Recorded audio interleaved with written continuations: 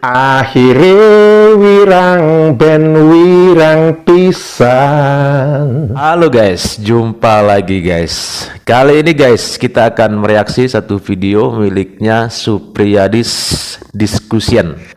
Di dalam video ini guys ya, abang ini akan menjelaskan beberapa kosakata ya, bahasa Indonesia dan bahasa Melayu. Seperti apa isi video abang ini? Ya langsung saja kita tonton guys supaya kita nggak penasaran. Namun sebelum lanjut guys ya, jangan lupa ya nanti teman-teman kunjungi channelnya Supriyadis Diskusian. Linknya saya taruh di deskripsi ya. Dan pastinya teman-teman jangan lupa ya di subscribe channel abang ini ya.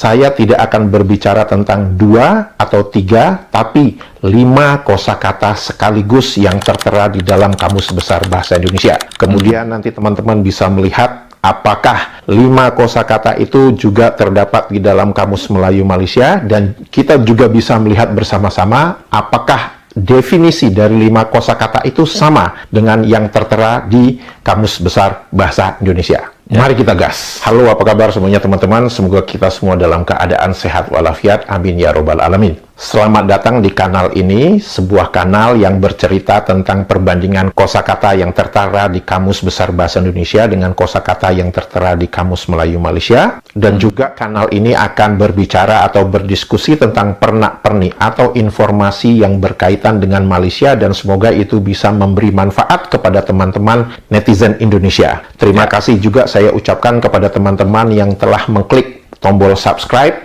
dan juga kepada teman-teman yang telah memberikan komentar-komentar konstruktif yang dimana itu adalah menjadi ilmu pengetahuan untuk kita semua. Kosakata pertama ini adalah sebuah kosakata yang menjadi judul lagu Jawa yang terkenal di Indonesia. Judul lagu itu adalah Wirang yang dinyanyikan dan diciptakan oleh Denny Caknan. Wirang. Yen akhire wirang ben wirang pisan, yen akhire loro ben loro tenan. Apa arti kosakata wirang menurut Kamus Besar Bahasa Indonesia? Artinya adalah malu. Apakah ada kosakata wirang di dalam Kamus Melayu Malaysia? Ada. Dan artinya adalah aib atau malu. Anda terkejut dengan fakta itu? Berarti Anda baru pertama kali datang ke kanal ini. Siapkan kopi, kalau bisa kopi pahit, karena kalau yang manis-manis nanti bisa membuat diabetes. Guys, ngopi ya, jangan lupa ya. Butarpan. Butarpan menurut Kamus Besar Bahasa Indonesia itu artinya cemburu tentang suami atau istri. Apakah ada kosakata butarpan di dalam Kamus Melayu Malaysia? Ada, dan artinya cemburu buka kurung suami atau istri. Pertanyaan teman-teman yang mengatakan, hah? Kok bisa? Kita simpan dulu, karena masih ada 3 kosakata lagi yang akan saya bicarakan.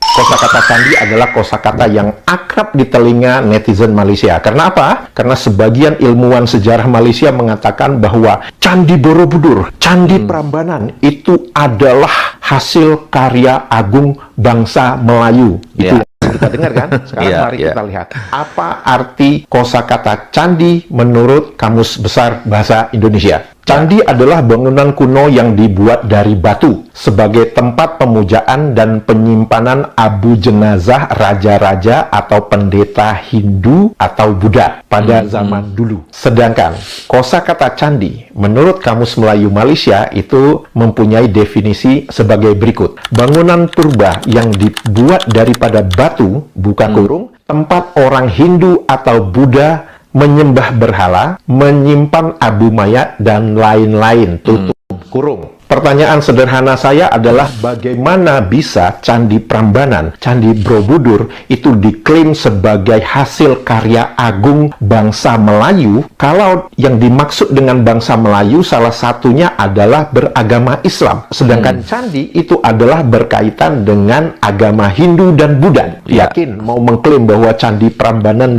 dan Candi Borobudur itu adalah hasil karya agung bangsa Melayu? Obrolan tentang kosakata kata candi ini masih belum selesai teman-teman untuk di Kamus Melayu Malaysia. Masih ada definisi kedua dari kosakata candi di dalam Kamus Melayu Malaysia. Apa definisi kosakata candi? Kedua, di Kamus Melayu Malaysia, definisinya adalah suka bercanda. Jadi, kalau kita netizen Indonesia mendengar netizen Malaysia mengatakan rakyat Malaysia itu candi, jadi maksudnya adalah rakyat Malaysia itu suka bercanda. Itu yang menurut definisi Kamus Melayu Malaysia.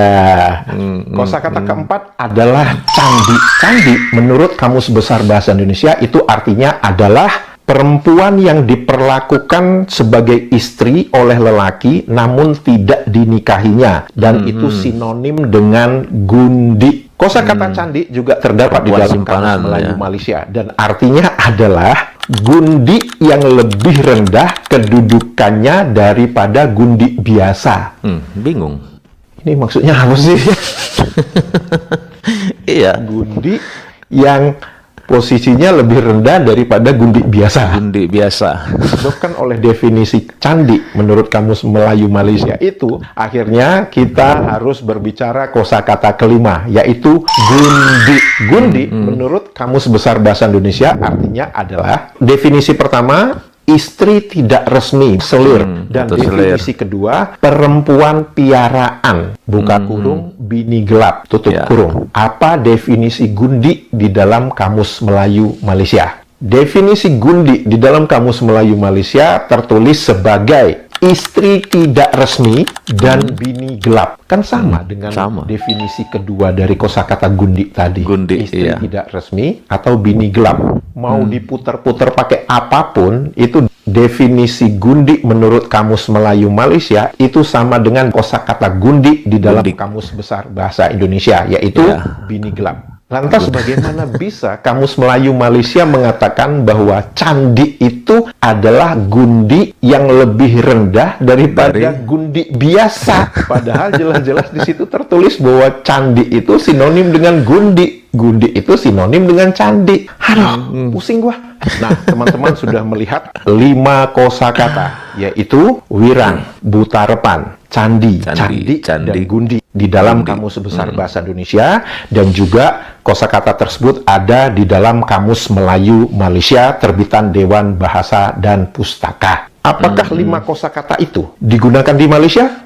Teman-teman pasti sudah mengetahui jawaban saya kan? Seorang netizen Malaysia mengatakan bahwa 95% kosakata pinjaman yang tertulis di dalam Kamus Melayu Malaysia itu tidak laku dan tidak dikenal di Malaysia. Itu menjadi membuat saya bertanya, kalau memang 95% kosakata pinjaman yang sudah saya obrolkan di dalam kanal ini sebelumnya, kalau memang kosakata pinjaman itu tidak dikenal, tidak digunakan, tidak laku, lantas kenapa kosakata itu sudah ada sejak tahun 1986, edisi kedua Kamus Melayu Malaysia, bahkan sampai edisi keempat tahun 2005, bahkan di edisi Kamus Online, kosakata pinjaman itu masih ada di dalam Kamus Melayu Malaysia. Kalau memang kosakata pinjaman itu tidak laku, tidak dikenal, kenapa itu dipertahankan masih selalu ada di dalam kamus tersebut? Ayo, memberi alasan lagi itu untuk sebagai pengetahuan. Gimana untuk mengatakan itu sebagai pengetahuan kalau kosakata itu aja tidak laku, tidak dikenal, dan tidak digunakan? Nggak logis kan? Kepada teman-teman yang tertarik untuk mengetahui beberapa kosakata yang tertera sebagai kosakata pinjaman bahasa Indonesia di dalam Kamus Melayu Malaysia, tapi ternyata kosakata itu tidak ada di dalam Kamus Besar Bahasa Indonesia, teman-teman bisa mengklik link video di sebelah kanan saya. Terima kasih kepada teman-teman yang sudah sudi untuk mensubscribe channel ini. Tetap sehat, tetap semangat. Dadah. Oke guys ya, sampai di sini dulu guys ya videonya. Terima kasih sudah menonton. Semoga video ini bermanfaat. Sampai ketemu lagi di video-video selanjutnya. Tetap semangat. Salam sukses buat kita semua.